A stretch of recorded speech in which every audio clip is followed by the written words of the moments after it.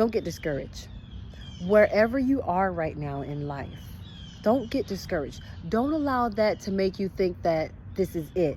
God has left me. God's not listening. If God was with me, then this wouldn't happen. If God was with me, that wouldn't happen.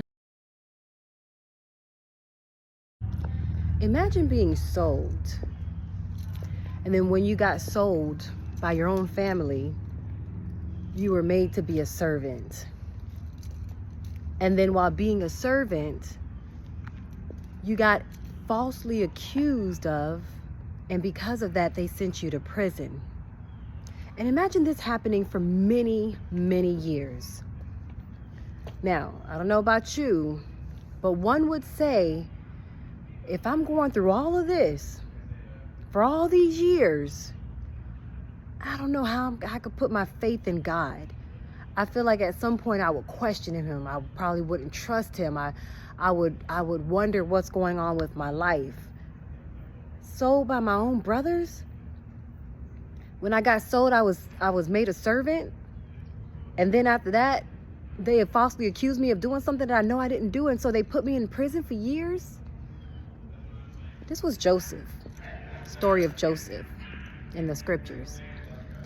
But the thing that happened is that he remained faithful. He didn't let none of these things, any of these things, make him act out of character. He was still being a righteous man, even though it was hard times for him. But so here's the thing that happened. After all these years of all this stuff happening to him, and yet he's remaining faithful, God showed up.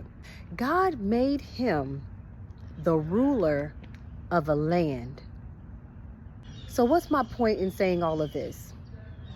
Don't get discouraged.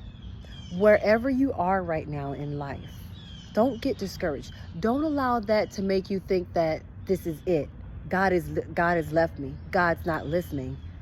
If God was with me, then this wouldn't happen. If God was with me, that wouldn't happen. You don't know God's big plan. We sitting here looking at the little things that are happening in our lives. That's not the big plan. That's our little plan that we could wrap around our heads because we're so focused on our own lives.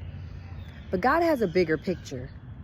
And allow God to do what God does. Allow God to do what God does. And let him give you a land.